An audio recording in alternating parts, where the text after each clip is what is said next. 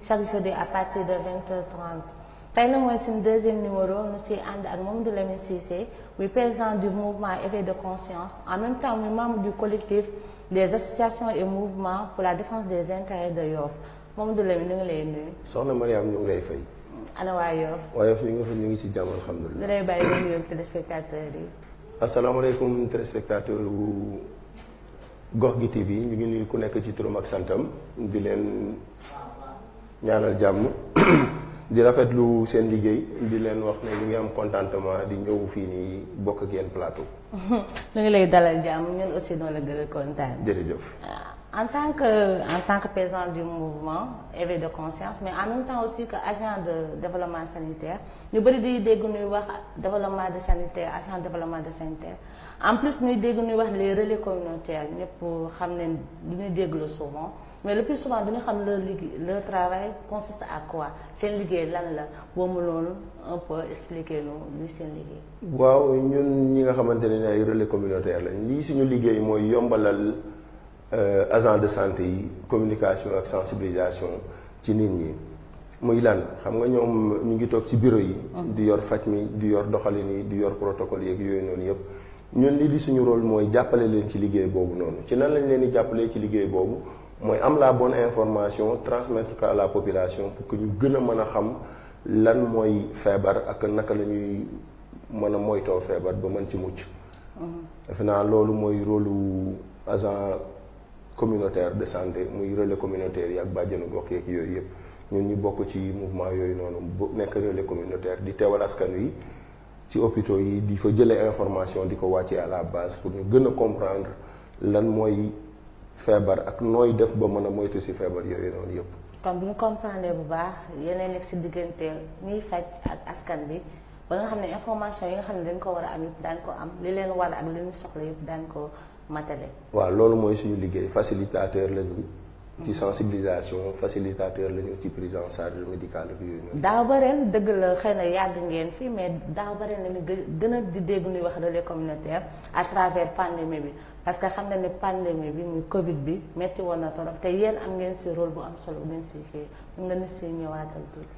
waaw ba tey sax nañu si ndax nañu wax ay. waaw ndax bu ñu waxee taxawaayu relais communautaire dafa gën a fës.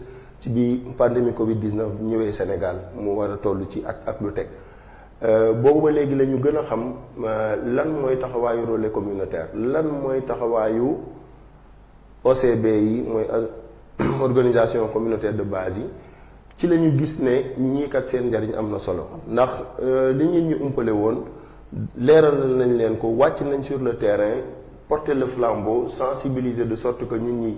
utiliser gestes barrières yi utiliser lépp li nga xamante ne nii lu leen mën a muccal la ci mbas moomu noonu di coronavirus. ndax gis nañ ne nit ñi gëmuñu ko woon ci tàmbali. relais communautaires yi ñoo jël liggéey bi wàcc sur le terrain wax ak askan wi leeral leen ne c'est une existence réelle lu am la te luy lor la. ba nit ñi mën a xam ne gestes barrières yi dañ koy utiliser nit ñi mën a xam ne. mbooloo yi dañ koy moytu nit ñi mën a xam ne fépp foo nga xamante ne ni fa la ñu nekk war nañ sol seen masque. ñi ñu jëlee distance man ak yow moo tax solu moo masque bi loolu moo tax pour gën a yombal songu li ñuy wax moo tax takkuñu masque mais mu ngi nii suñu loxo comme une sensibilisation. defe naa bi loolu ñëwee bàjjenu gox yi ak relais communautaire yi liggéey nañ ci liggéey bu mucc ayib. ci cas bu njëkk bi ba fi ñu toll tey di wax 3e vague.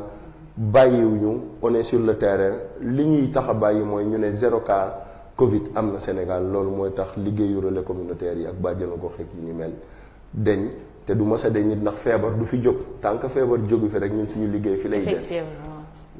am na solo. te comme ni nga ko waxee léegi début yombul woon parce que amoon na suspicion ñu ngi naan am na amul ñenn ñi bañoon ko nga xam ne sensibilisation metti woon na mais lan nga gënoon a jànkonte comme obstacle sur le terrain ci côté boobu noonu. waaw ci côté boobu noonu li ñu ci gënoon jànkonteel muy ay obstacle mooy gëmloo nit ñi ne feebar bi am na. nangu ko dawoo. nangu ko parce que tey dañ naan communication bi lii la suba ngeen ne signe yi lii la ginnaaw suba ngeen ne est-ce que réellement coronavirus existe na. mais ñun ñi nga xamante ne nii ñoo jege le milieu hospitalier xam nañ ne c'est une existence réelle. coronavirus lu am la gis nañ ay nit ñu mu dal waxatuñu loolu li ñuy wax mooy nan la ñuy def ba mu génn Sénégal. nan la ñuy def ba mu dañ ci àddina fépp. lu tax ñu tëj ay frontières tëj mouvement yëpp yu am loolu ba mu ab impacté économie monde bi yëpp loolu lu nekk la li ñu doon tax ba nit ñi duñu woon gëm loolu mooy parfois aussi la communication faisait défaut. tey nga am ay signes yii suba mutation am signes yi changé nga bëgg ko gëmloowaat nit ñi comme tey jii ci troisième vague bi ñu toll nii.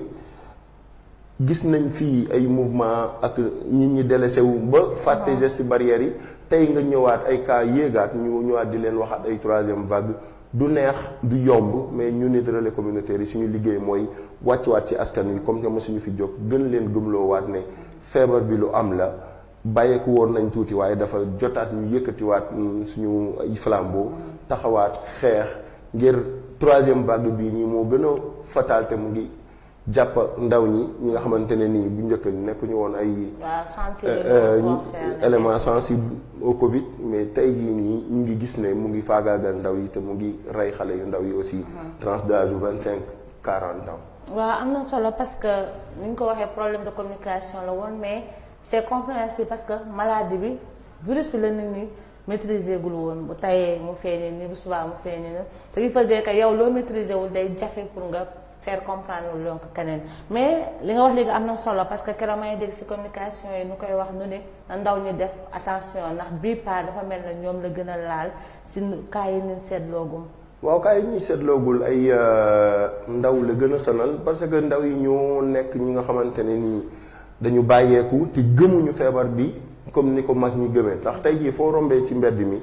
mag boo romb sol na masque am boo koy nuyoo mu ne la salaamaaleykum mais ndaw ñi dañuy nuyoo di saafonte te duñu sol masque maanaam utiliser wu ñu geste barrière yi ba bi nga xamante ne nii vaccination ñëw na aussi ndaw ñi dem vacciné wu bëriwul mag ñi ñoo dem vacciné wu donc sujet vulnérable yi ñun lay doonaat ñun ndaw ñi koo ci ne demal nga présenté ay signes sax nga ne ko demal def test danaan la ma foofu defee test dañ naan la da nga positif or que du loolu am na ñuy def ay test fekk positif ñu bàyyi leen ñu dem am ñu def ay test mu positif mais ñu tette leen jàppale leen mu wan leen li ñu war a def bu laajee seen cas dem ci CTE yi ñu yóbbu leen ci mais lii yombalal liggéey bi mooy askan bi gëm ne feebar bi am na te askan bi gëm ne feebar bi am na ñun dafa bokk suñu prérogative ñun relais communautaire yi ñu dawal la bonne communication dawal la sensibilisation ba nit ñi mën a delluwaat fi ñu nekkoon moytu ngir mën a fegu ci feebar bi fagaru moo gën faju lu am solo la ndax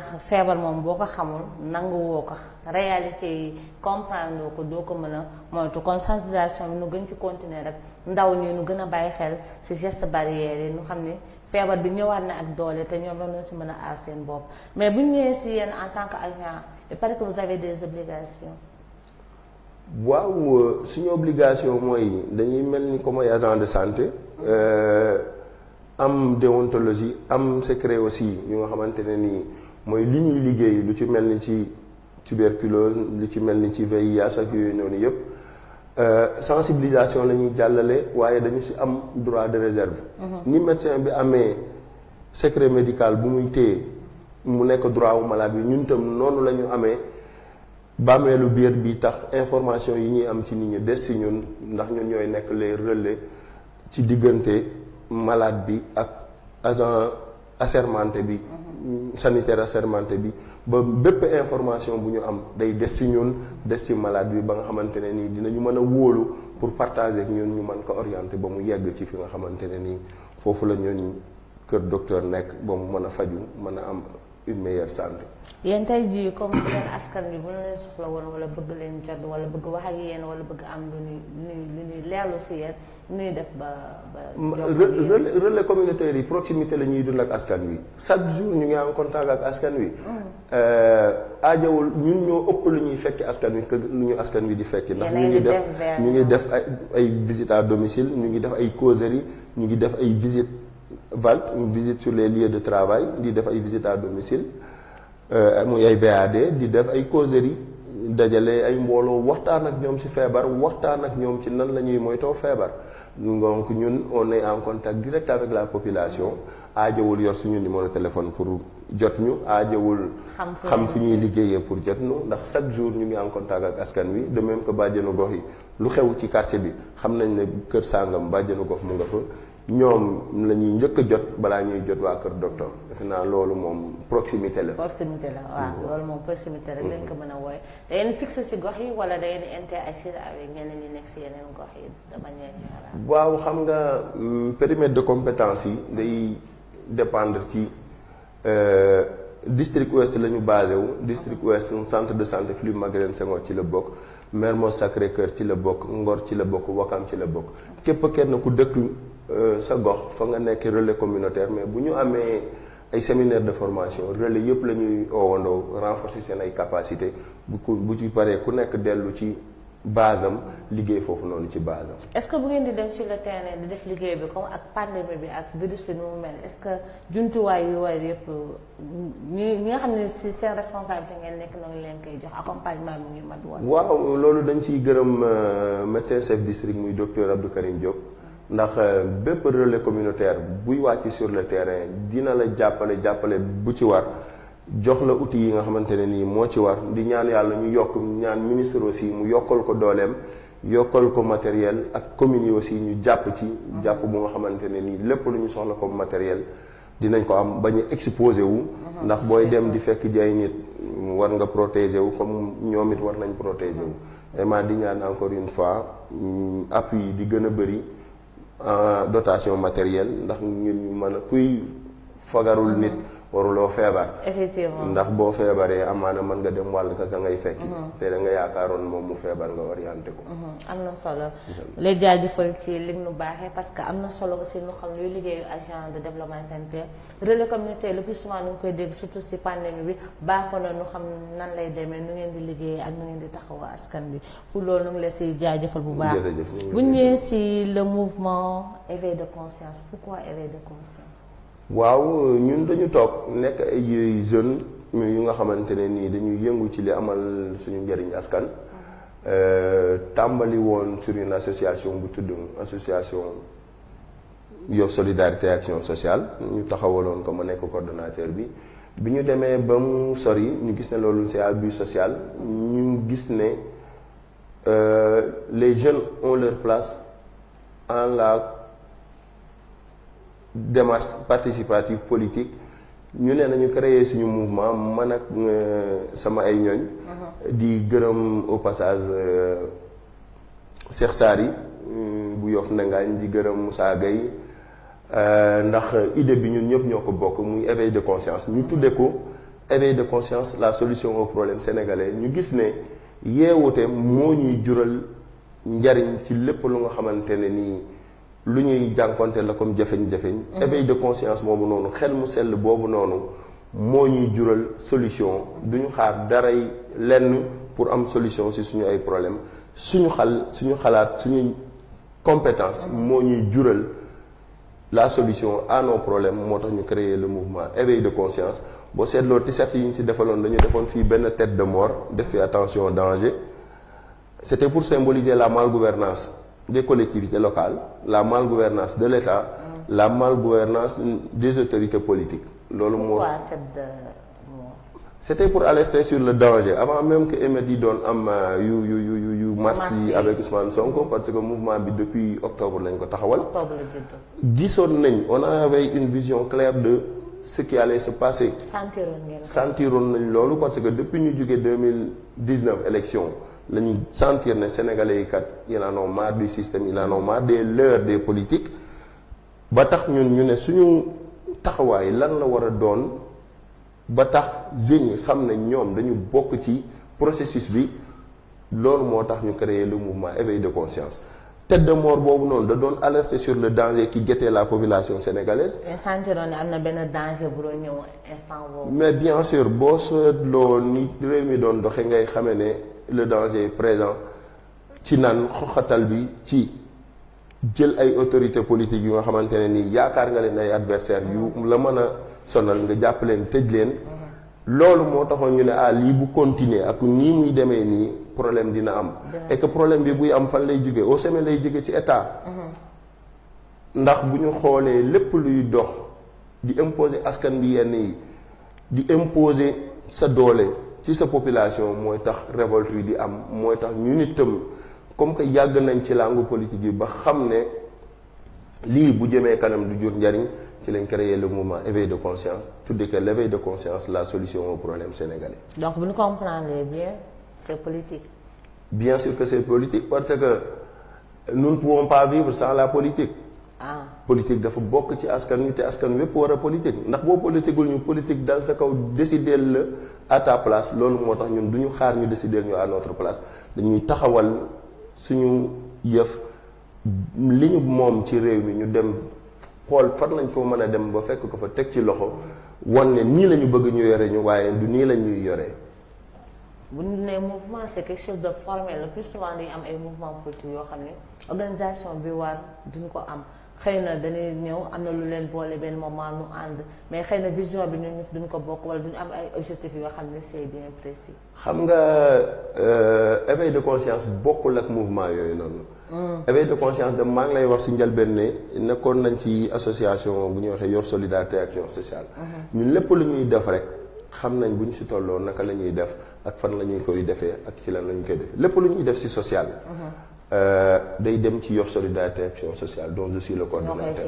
lépp lu ñuy def si politique ak engagement communautaire day dem ci lii di mouvement bi di éveil de conscience lépp lu nekk aide ak appui ci suñu gox si suñu askan dañ fay jëlee demee fa titre doomu dëkk bi. doomu dëkk bi. pour wax la ne lépp ñun lu ñuy def rek xam nañ buñ ci tolloo fu ñu koy defee ak nan lañ koy defee bi ñu gisee ne heure bi jotoon na pour ñu créer mouvement éveil de conscience pour taxaw wan autorité locale ya nga xamante ne nii ci tàmbali ñoo gérer suñu collectivité locale muy Yoff wan leen ne li ñuy doxale du loolu ni ñuy gérer administration locale bi du noonu loolu moo taxoon ñu taxawal mouvement éveil de conscience et que suñu démarche c'est une démarche participative yemuñu foofu dañu bëgg à l'image de ce qu'on fait bu ñu nee éveil de conscience la solution au problème sénégalais kon romb nañ aspect local romb nañ aspect communal romb nañ aspect départemental on essaie de toucher sur l'échelle nationale ba nit ñi jeunes yi gis ne éveil de conscience boobu noonu yemul ci waa Yoff kese dafa war a law ba daw ci Sénégal bépp sénégalais jeunes yi xam ne éveil de conscience moo war a nekk seen solution à leurs problèmes ne pas attendre à ce que les tutelles nous proposent des solutions mais les solutions doivent partir de la base pour atteindre le sommet. am solo la parce que aussi le plus souvent loolu les problèmes les mouvements dëgg la dara day xaw nu sentir un besoin nu créer ko mais est-ce que dina réfléchir est-ce que daañu am ay vision boo xam ne c'est clair ñu xam ne ñun fii leen jëm objectif yi aussi xam nga nee nga c'est ouvert kon yéenay dem ci benn aspect national. Bien sûr. kon mën nañu jàpp ne tey jii éveil de conscience am na ay membres un peu partout dans le pays. waaw am nañ ay représentants fi mu toll nii am nañu adopté l'idée de l'éveil de conscience mais actuellement ñun fi ñu présent mooy Ngor Wakaam ak Yoff. Ngor Wakaam ak Yoff. noonu la ñuy toggatee ndànk-ndànk ndax on est des kon lébu ngeen ëpp représentation waaw ay lébu lañ te dañuy gëm ne base bi si lébu yi la war a tàmbalee ba képp ku ciy bokk war ci bokk ndax lébu dafa nekk askan boo xamante ne nii dañu ubbeeku mën a dalal ñëpp loolu mooy. est-ce que boo waxee loolu mën nga la wax ni c'est du communautarisme. C'est pas du communautarisme en ce sens que li ma lay wax foofu mooy li ma lay wax ci base lébu mooy ubbeeku lébu.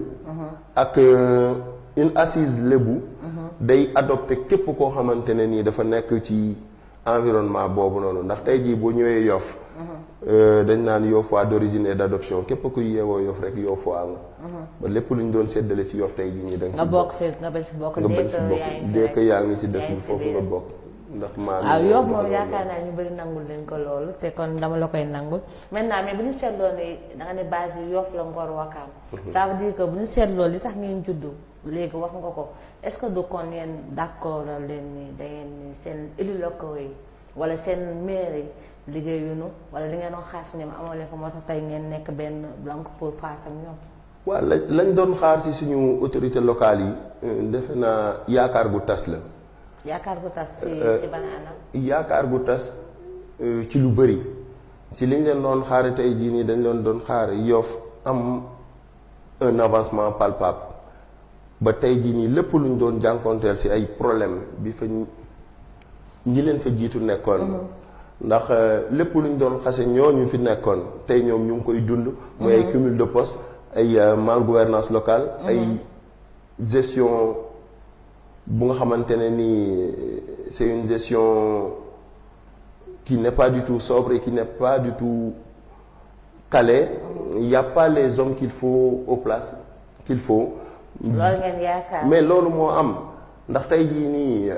parce que bu ma la déggee mooy xëy na Justa wala équipe am defuñu li leen war wala bi leen Yoff di fal li leen xaar si ñoom defuñu ko. mais xam nga tey jii nii bu ñu falee un maire te du ñu gis maire boobu noonu mu occuper plus ci ay responsabilités ministérielles am. plutôt que cumul de fonction bi nga doon wax léegi. et que moom bokkoon na si ñu ko doon bañ bi Oumou Khayri Gaye nekkee ministre de l'élevage. nekk le maire de Yoff bokkoon na si ñuy xeex loolu moom. tey jii mu ñëw loolu dab ko. taxul mu tegal ñu ay nit ñu compétent ñu mën a gérer la commune de Yoff. parce que tey jii nii ay faay rek ngay gis tey jii nii bu ñu taxawee gis ne doone faut pas être nihiliste dans la vie ne dara baaxul dara baax na mais lañ ko doon xaaree dafa ñëwewul foofu tey jii nii bu ñu toogee ñu ne Yoff stade municipal am ba léegi inauguré ñu ko y'a problème. bu ñu toogee ne préwoo Laayeen ñun bi ñu am comme di fa def suñu ay cérémonie. Laayeen parewul loolu gàcce la ci meeru Yoff ñu tey jii nii ñu ne lan lañ ñu defaral ay jardin mais jardin ku amul looy suturloo lan ngay doyee dem toog ci jardin. C'est bien beau d'avoir des jardins mais est-ce que amul lu gën ay jardin. tey jii nii créer avec les structures yi nga xamante ne nii dañuy générer emploi nekk ak ñoom ak link bu solide ba tax ñu mën a offrir aux jeunes yoo fois des emplois bien vrai que c'est pas de leur compétence mais l'État c'est nous. L'État gère les institutions kon mën nañ am possibilité suñu maire créer avec des partenariats des emplois locaux ba jeunes yi man ci taxaw mais tey boo seetloo pont le projet des autoponts Yoff am na ci benn autopont mais boo fa demee da ngay tiit ndax xale yi ñu ngi manège boo jël teg ko ci autoroute loolu danger la xale ya fay dem. mais c'est bien encadré quand même. mais dem fa boo fa demee da nga gis defal micro territoire nga xool. c'est bien encadré xale yi dañuy daw di bu ñuy jouer am na ñu fa taxaw mais ñooñu mën nañu gérer ñooñu. lañu doon yaakaar ci ay le site n'était pas propice pour ay manège déedéet lañ fa doon yaakaar manège boo ko bëgg askan bi bénéficier wu da nga koy yóbbu ci école primaire yi. bu xale yi génnee récréation man ci bénéficier wu plutôt que nga koy jël teg ko ci espace boo xamante ne nii autoroute la gën a jege xale yi di ci dem di bàyyi seen jàng seen ay heure wu jàng dem toog foofu noonu ci jardin boobu noonu loolu mën na ñàkk. mais le problème yaa ngi koy wax léegi pour booy yi ndaw yi am xëy mais loolu ñëpp xam ne ni du prérogative élus locaux yi wala maire bi parce que ñëpp xam ne ni Sénégal le problème de l'emploi fépp la. xam nga tey jii nii bu ñu. est-ce que aussi bu ngeen bëggee rek ñëw wékk ko c'est pas juste parce que da ngeen ko maire rek benn côté. non doo fait de maire xam nga tey jii nii waxuñu ne moom mooy offrir ay emploi tey jii nii commune de plein exercice la ñu wax. stade Shell am na Yoff. Auchan am na Yoff. bëri na ay structures yi implanté wu Yoff pourquoi imposer à ces structures. comme le fait la commune de Ngor lépp lu am ci restaurant yeeg yooyu noonu yëpp si commune Ngor dafa nekk en contact direct ak ñooñu ba ñuy jël doomi Ngor yooyu noonu di leen employer. et pourquoi la commune de Yoff ne peut pas faire pareil. c'est un problème nous ne disons pas que c'est à eux d'offrir l'emploi aux jeunes mais c'est à eux de faciliter l'emploi aux jeunes. waaw mais ba tey mën nañ ko nangu ne mën nañ ci participer ci benn niveau bi mais pour absorber le problème emploi dëgg surtout bu jeunes yi loolu day na commune Ngor je pense que ci benn niveau la gën a nekk niveau. maintenant nag les autres choses yi ngeen di revendiquer loolu on peut l'accepter. mais ma réew mooy la ma la doon wax dama ne la tey jii nii commune boo gis mënoon na taxawal benn démarche bu nga xamante ne nii le tutelle. va lui servir de locomotive pour qu'il puisse absorber, accompagner l'employabilité des jeunes. Nous ne disons pas qu'ils doivent prendre directement, mais ils peuvent être un moyen ou bien un passoire pour pouvoir accéder à l'emploi. est-ce que du dañ naan yoo fi jeunes yi ils préfèrent dem si géej gi que par rapport ak yeneen. mais xam nga parce que loolu aussi dañ koy wax ñu bëri dañ naan le village lébu le plus souvent booy si géej gi la leen gën a mën a évoluer que. mais gis nga tey jii ñii ñun jàng nañ ña jàng ci Yoff am ay bac am ay niveau licence ñoo ëpp fuuf actuellement ñi di dem géej. ñi nga xam ne seen activité ak ñi di dem géej ñu si ëpp ay campagnards la ñuy ñëw Yoff foofu noonu di dem ci géej bi bien vrai que am na ay doom Yoff yuy dem géej. secteur boobu aussi le secteur de la pêche aussi mën nañ ci dara. ndax tey jii nii ministères yëpp am nañ possibilité liggéeyandoo ak yeneen ministères yi. ñun jàppalante def de sorte que jeune bu bëgg ñu jàppale la en commençant par une formation parce que mënuloo.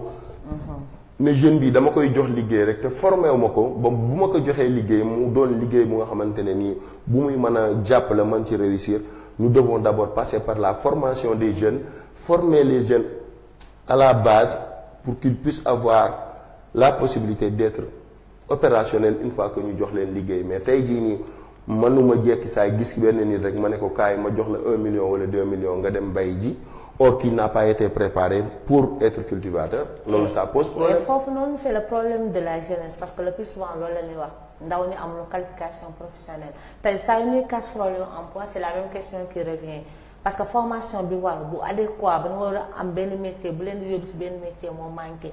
maintenant xëy na foofu la ñuy xaar les élus locaux si ay ateliers de formation wala ay renforcement de wala ay formation même boo xam ne ay modulaire la pour benn métier donné ça.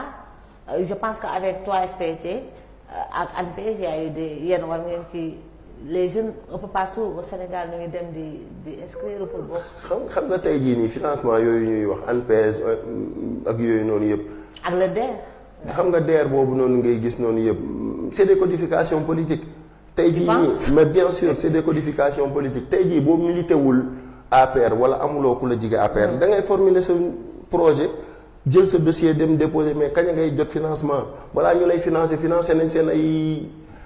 mais loolu xam nga le plus souvent gouvernement yi fi jaar yëpp loolu étiquette boobu la leen waxal ñu ni financement yi yooyu yëpp c'est politisé. mais aussi da ngay gis sénégalais boo xam ne bokkul fenn parfois day am financement. xam nga loolu c'est 1000 sur c'est une personne sur 1000 personnes. tey jii nii c'est une personne sur 1000 personnes même ñi nga xamante ne ni ñoo intégré fonction publique tey jii nii boo amul. ku la teg loxo nekk ci système bi pour nga intégrer fonction publique. mais yéen waa mouvement éveil de conscience lan ngeen ci ban acte ngeen ci posé pour ça. acte yi ñu ciy posé mooy lépp lu ñu gis ne jeune la bu toll ci am une formation. dinañ dox démarche gis nañ fi commune ville de Dakar li nga xamante ne nii moom lay def di offrir ay bourses aux jeunes. ñu jàppale xale yi ñu. taxawaw leen ba tous les documents qu'il faut ñu jàppale leen ci ànd ak ñoom coiffer leen dem déposer leen ba pare suivre que am na ay jeunes yu bëri tey jii nii ñu ngi bénéficier wu ci bourse ville de Dakar yooyu noonu bu dul woon éveil de conscience tey jii nii du ñu xam par quel voies et moyens passer pour accéder à ces bourses tey jii nii lu ñuy gërëmee ville de Dakar la bien vrai que ànduñu ak ñoom mais ku gis lu baax nit def ko da nga koy saluer nous remercions la ville de Dakar sur l'aide qu'il accorde aux jeunes parce que képp ku ko am bac boo xoolee école de formation bi nga xamante ne nii nekk na en partenariat ak ville de Dakar boo enrôler ce dossier en bonne et due forme boo demee déposer ko tu as de fortes chances que ñu jël la nga dem jàngi. effectivement de la licence 1 à la licence 3 nga am sa licence génn am ci loo jàpp bu baax. donc mairie yi aussi foofu la leen di xaare ñu accompagner mairie yi foofu lañ leen di xaare suñu commune tam formation yi mais suñu commune tam foofu lañ koy xaare mais gisuñu ko. yéen est-ce que du da ngeen nekk ay opposants rek. mais. parce que parfois aussi gars yi naan bu ñuy casse di fekk ay on est juste contre maire bi ba nga xam ne même effort minimum parce que xam nañ ne parfois leur pouvoir day limité wu le minimum bi ñuy def ci effort wala li ñuy réaliser ci néew du leen doy parce que juste que nous sommes des opposants. ah mais du affaire de opposition xam nga tey jii affaire de loyauté la gis lu baax. nit di ko def nga ne lii lu baax la. maa la ko doon wax encore une fois nee naa la nous ne sommes pas nihilistes nous le mouvement éveil de conscience bu ñu gisee lu le maire def muy lu baax dañ koy saluer. néew ñu maire Yoff liggéeyul dara tey jii nii dañu. mais li manqué ëpp li mu def. li manqué moo ëpp li ñu def tey jii nii bu ñuy taxaw def naa fii c'est à l'image de son mentor lépp loo xamante ne nii yeggul. mais loolu la mais bien sûr tey xoolal Sénégal lépp lu ñu inauguré. parewul. lépp lu ñu inauguré parewul.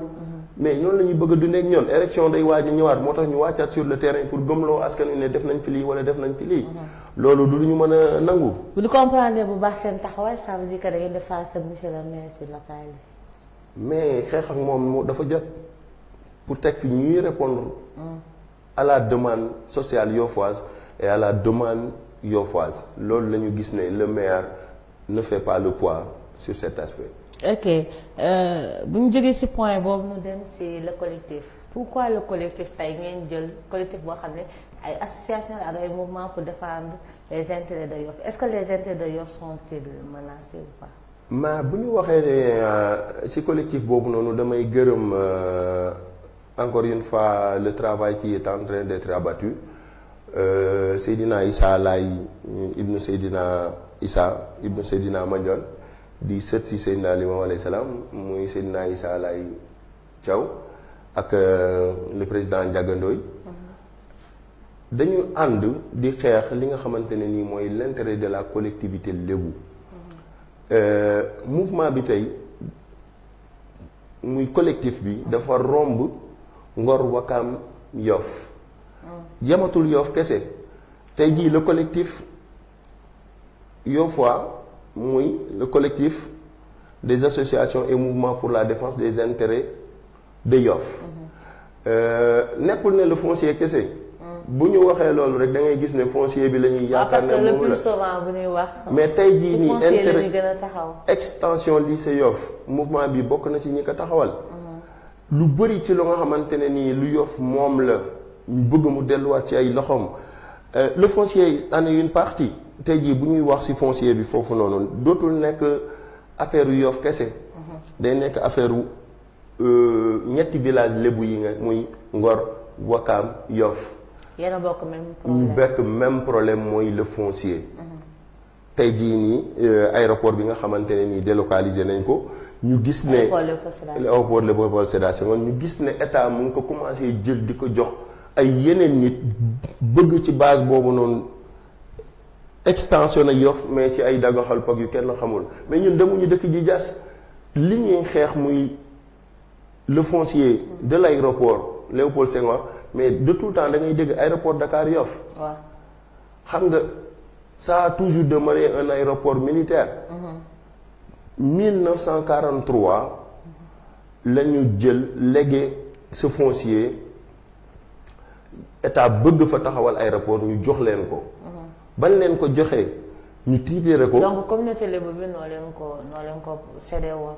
communauté lébu moo séddee woon suuf soosu noonu bi ñu ko séddee état di ci dox ba créer beneen aéroport. mais bi ñu ko séddee am na ñoo xamante ne nii dem nañ ñu indemniser leen. jox leen ñoo xam ne nii c'est ay titres fonciers la ay titres fonciers yi nga xamante ne nii ay nit ñoo ko moomoon avant ñu koy jox état. bi ñu ko joxee état en 1943 état titré ko. muy le titre foncier 4407. bu ñu titré au nom de l'état mais boo demee ba nit joxoon la. nga dem ba extension war a joxewaat xanaa di nga ko jox kala ko joxoon balaa nga koy jox keneen. est-ce que boobaa léegi amul woon lu leen état joxoon en retour pour loolu noonu. mooy lañ doon wax ne am na yenn famille yu nangu woon ñu indemniser leen ñeneen ñi nanguwuñu woon mais tey jii nii état. am na ñu état indemniser ko. loolu am na. mais loolu bu amee ba tey réquisition bi bu amee état buy joxewaat suuf daf ko war a jox ñàkk moom. mais tey jii nii nga bëgg délocaliser ñooñu. dem jas wala dagaxal ba jox leen ku nekk 1000 parcelles loolu la collectivité lébu du ko nangu ñun tey jii nii waxatuñoo maire. xeex bi dafa romb les maires des 3 villages lébu muy Ngor Wakam Yoff nous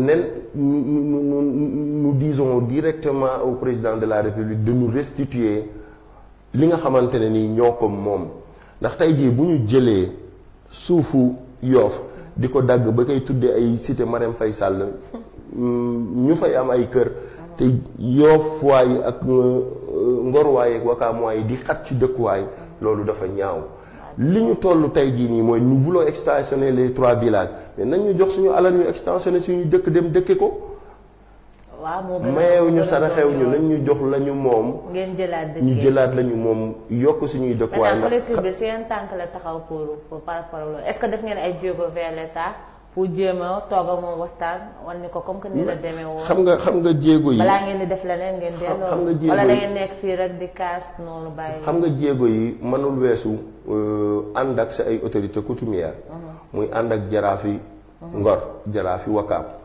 jaraafi Yoff ànd ak Frey Yoff Ngor Frey Yoff Wakaam Frey Yoff Yoff di dox di wax di dem ci maire yi ba maire yi nga xamante ne nii recevoir nañ collectif yi. man dama gis ne suñu maire kese muy maire Yoff moo ci taxaw ne waa Yoff ak waa Ngor ak waa Wakaam moomuñu suuf boobu. il a dit ouvertement boo demee ci vidéo yi di nga ko gis. tey jii nii doomu Yoff nan la mën a taxawee di xeex ay doomi Yoff yuy xeex seen alal xanaa moom nekkatul Yoff wala nekkatul lébu. mais il se revendique lébu de. mais il se revendique lébu et il défend pas la cause lébu kon kooku ban façon lébu la tey jii nii ñun collectif bi dañu romb ay titre maire.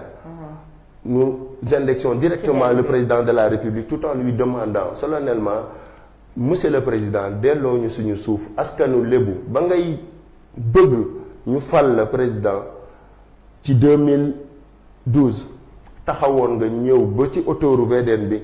nga ne gis ngeen aéroport Dakar Yoff bii Ablaye Wade mu ngi koy jël di ko pasare yéen boo leen ma falee ma nekk président de la République dinaa leen delloo seen suuf.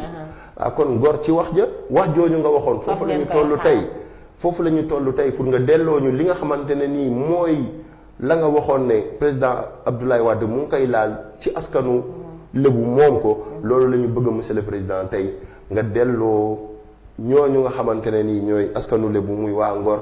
waa Wakaam ak waa Yoff ñetti village yi dañu taxaw temm ne suuf boobu kat ñoo ci gën a yell ñoo ci gën a moomeel si ñun la gën a jekk te lépp lu état tiitre si turam askanu état muy la population ñoo ci gën a yey ña fa dëkk seeni maam moomoon ko doon ko bay ba état soxla woon ko ñu jox ko ñoo ci gën a yell tey ñu koy jox yeneen i nit bëgg ñu jële ñun fi ñu dëkk te xam ko muy géej ak tefes bu peex mu neex mii Seydina Limaamu alayhi salaam faxal ñu bëgg ñu tey jële ñu fi yóbbu ñu feneen loolu ñun askanu lébu duñ ko nangu tey mais xam nga le problème du foncier romb na Yoff parce que bu ñu xoolee niveau national bëri na ay scandale ay problème sax yu grave yu fi am ndaxte foncier bi la parce que dañ naan le foncier c'est le domaine de l'État foncier bi état ko moom kon tey même bu dee suufu maam yi la woon suufu état la ba tey.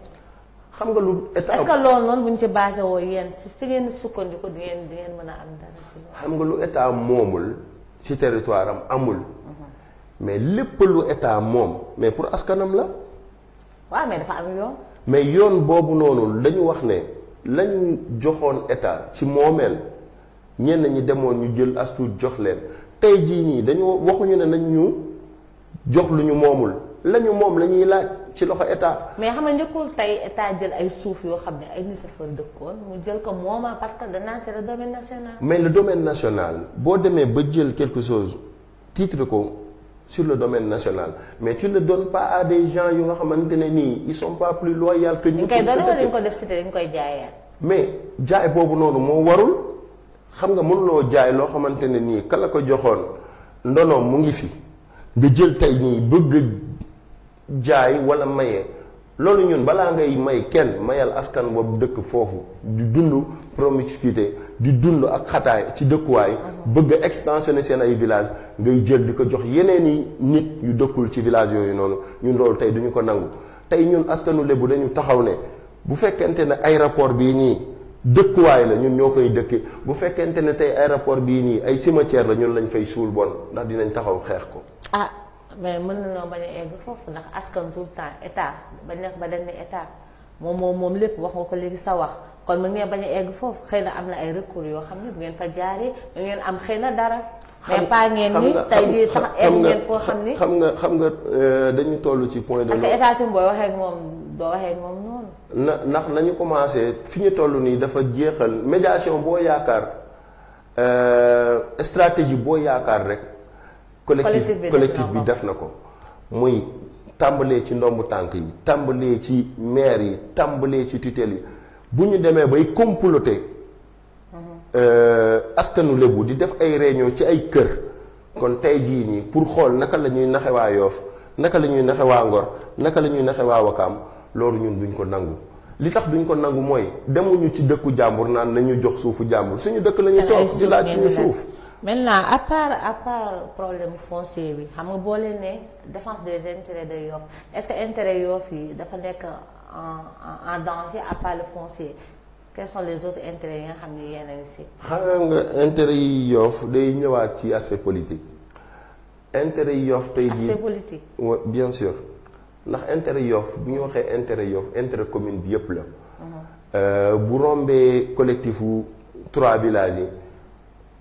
collectif Yoff bi day taxaw xool ci ne kii moo baax ci Yoff ci échéance électorale yi ñu jàppale nit kooku noonu tey jii pour am maire bu nga xamante ne nii saa yu ñu ko fëggee jot ko am maire bu nga xamante ne nii saa yu ñuy taxawal dara pour askan wi dina ànd ak askan wi dem xeex loolu noonu plutôt que muy toog ci 16e naan askan wi moomoo leen tey jii nii il n'est plus question que ñuy jàppale nit bu nga xamante ne nii suba day am doole di ñu ko néewal foofu la intérêt yi askan bi toll.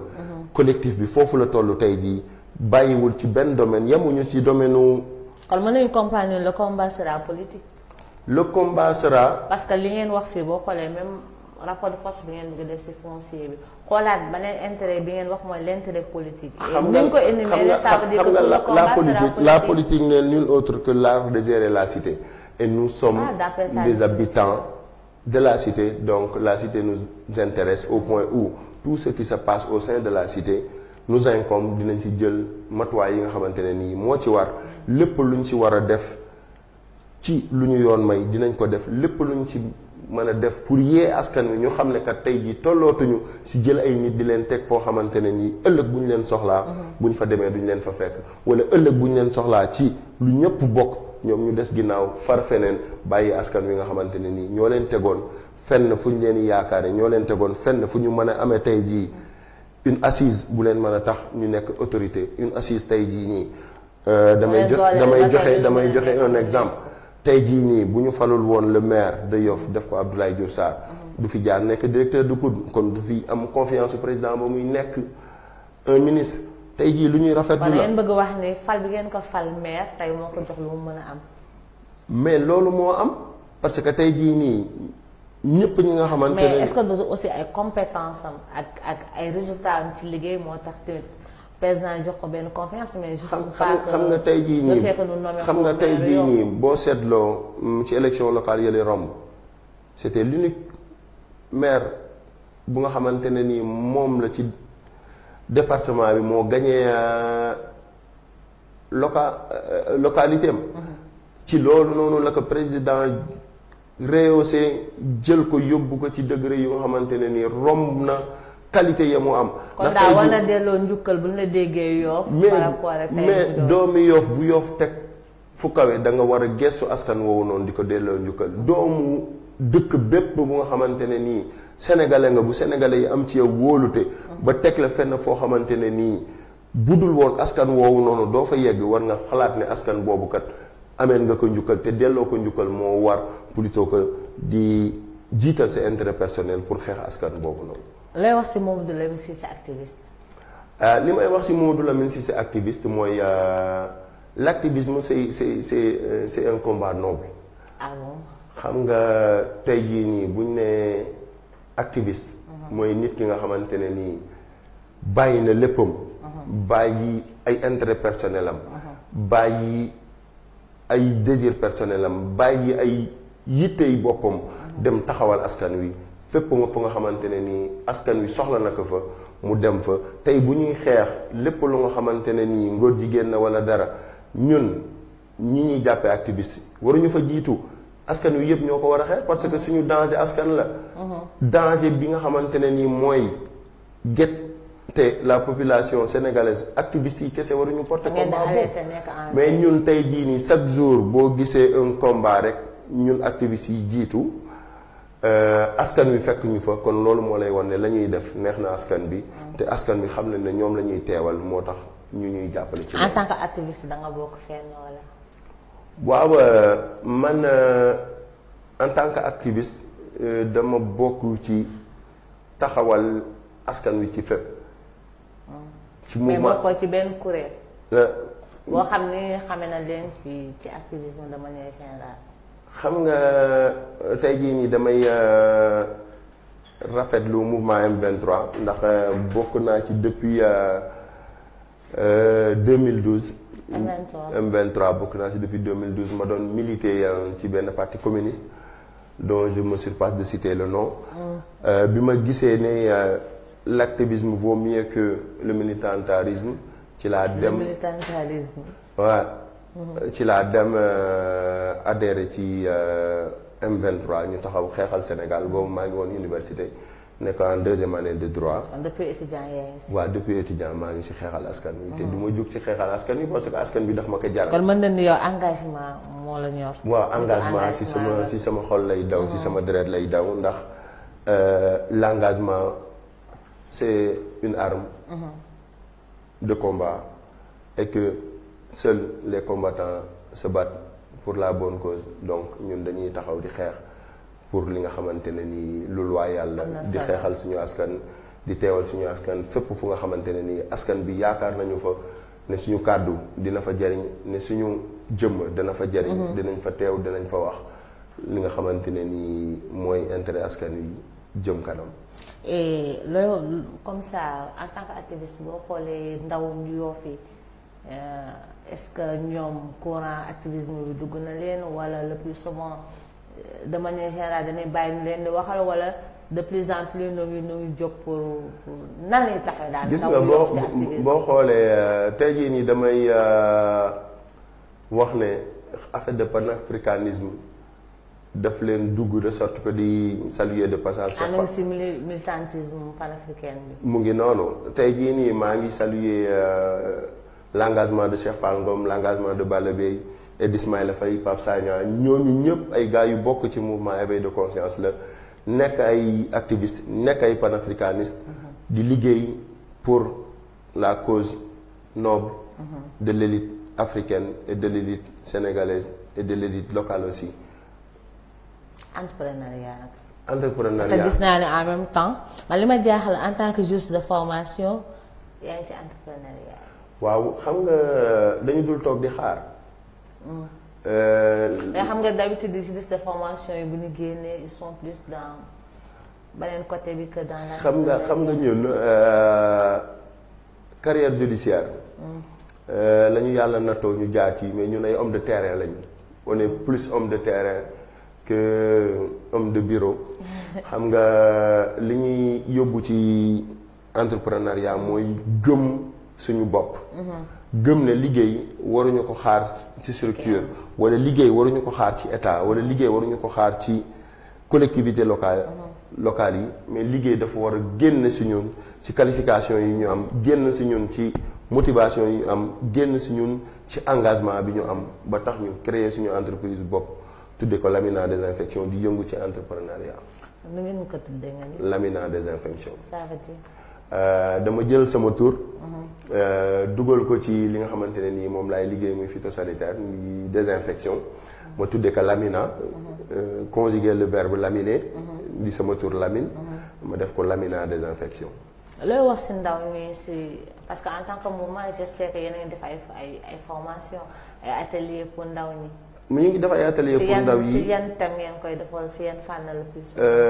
fànn yi ñu koy defee ñu on est en partenariat avec la bibliothèque Ousmane Sembène de Yoff et pas mal d'autres associations di jàppale xale yi ci seen jàng mooy li ma la doon wax encore une fois lépp lu ñuy tàmbalee ci formation lañ koy tàmbalee lépp lu ñuy tàmbalee ci éducation lañ koy tàmbalee moo tax dañuy jàpp ci base bi muy la base muy la pépinière.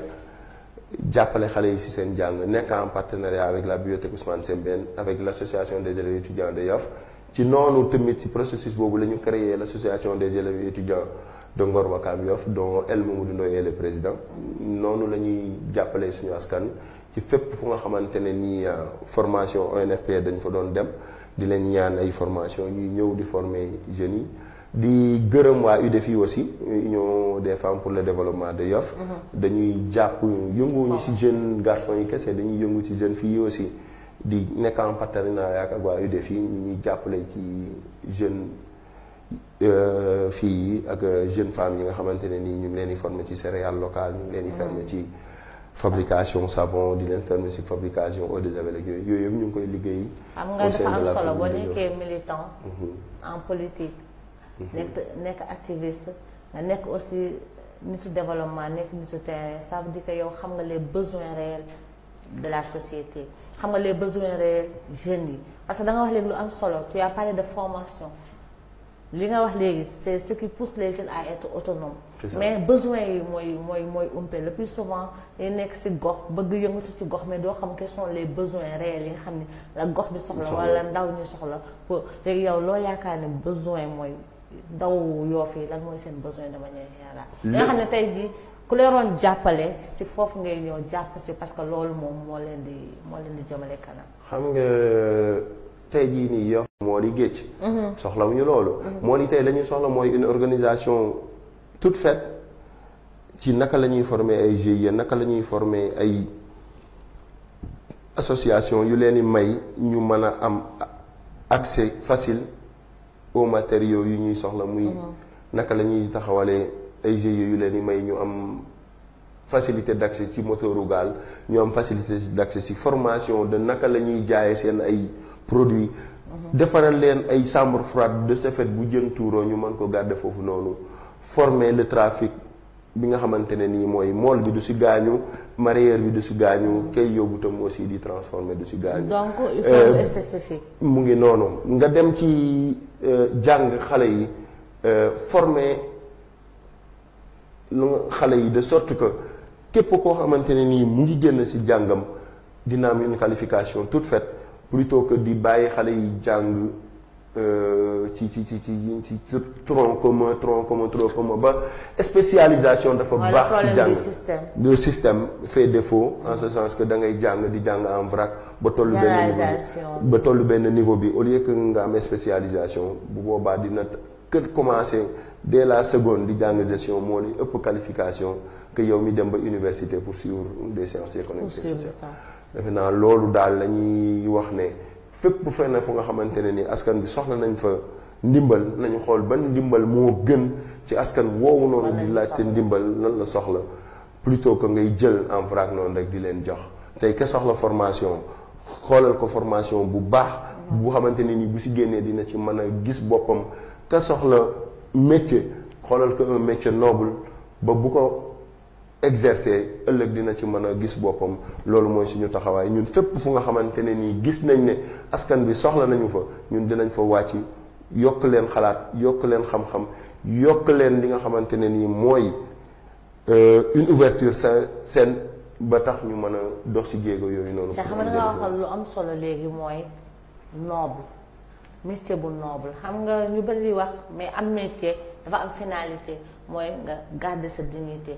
dafa am finalité mooy nga rester digne dafa am finalité mooy nga mën a autonome mais le plus souvent les hommes politiques parce que homme politique nga. bien sûr les hommes politiques ñi nga xam ne sur le terrain le plus souvent foofu la leen di xaar parce que askan bu la wóoloo ba dénk la wala mu am si yow yaakaar ba jox la benn faveur da am loo xam ne dafa yaakaar ne war nga ko foo mën a féete et le plus souvent foofu la suñu njiit yi di lâcher foofu la ñuy foofu la ñuy raté parce que le plus souvent loolu duñ ci répondre wala duñ ci ne ay réponses yoo xam ne moo adéquat yéen nag en tant que éveil de conscience je pense que vous avez une mission par rapport à ça.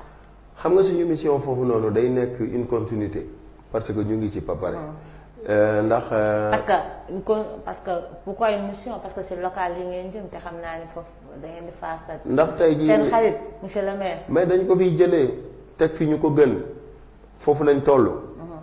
tey jii nii képp ko nga xamante ne nii yaa ngi woote woo pour commune de Yoff bu yóbboo nga pare taxaw xam ne waa Yoff nekkatuñu waa Yoff yi nga xamante ne nii nit day ñëw nax leen jaar seen kaw bu subaa bu ñu la soxlaa duñ la gis bu subaa booy répondre si yeneen norme ngay répondre outre que la cause yoffoise jeex na fa ñu toll tey jii nii muy une vision claire une éveil de conscience solide pour pouvoir persévérer et faire le changement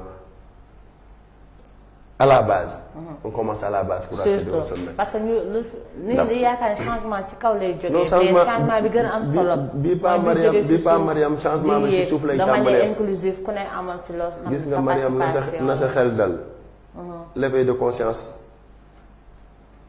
wër na si askan bi yëpp. tey jii nii képp kuy voteeti si Yoff war nga xam ne sa vote dafa utile.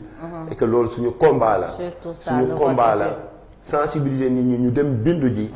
ci révision électorale bi ba mën a jot seen carte d'identité bu ànd ak carte vote téye xam ne tey jii nii lii fi xew nii ñun ñoo ko fi mën a jële lii fi xew nii du homme politique moo ñu koy jëlee fii askan wi ñooy xool gis yaakaar xam ne kii kat mat na lañ koy doyee ñu jël ko tabb ko mu teewal askan wi fépp fu ko askan wi soxlaa mu mën ko fa fekk fépp fu ko askan wi soxlaa mu mën a répondre présent à la demande de la population. am na solo trop waxtaan wi mais li ñu cërale woon déjà mat na ci temps looy tàggoo luy sa message nga tàggoo waaye. li may tàggoo mooy di oote askan bi nga xamante ne nii ñoo bokk meemeel gi ñuy wut muy élection la ñu jëm na képp kenn si ñoom xam ne changement ci dëkkam ci moom lay tàmbalee. parce que moom mooy changer mentalité am mën a changer votam bañ a voté ay nit yu nga xamante ne nii. boo leen votelee ëllëg boo leen soxlaa la nga leen soxlaa du nekk si ñoom te bu nekkee si ñoom it duñ la ko jox. Mariam maa ngi lay gërëm di la sant di gërëm ahlu bayti rasul alayhi salaam di gërëm sama sëriñ muy porte-parole xalifa bi di sama nijaay Mamadou Lamine maa ngi koy gërëm di ko sant di gërëm waa kër Seydina Limam alayhi salaam yëpp di gërëm sama soxna it. muy soxna Thiaba di ko ziar. jërëjëf soxna Thiaba ñu ngi lay nuyu. merci Lamine ñu lay remercier bu baax. merci Mariam si nangu bi si disponibilité bi ak si waxtaan bi ndax amoon na solo wax dëgg yàlla. jërëjëf di remercier internet yi ni leen topp sur Facebook sur YouTube di remercier aussi téléspectateurs yi di leen jox dig daje jeudi prochain à 20h30 incha allah merci. merci beaucoup Mariam jërëjëf.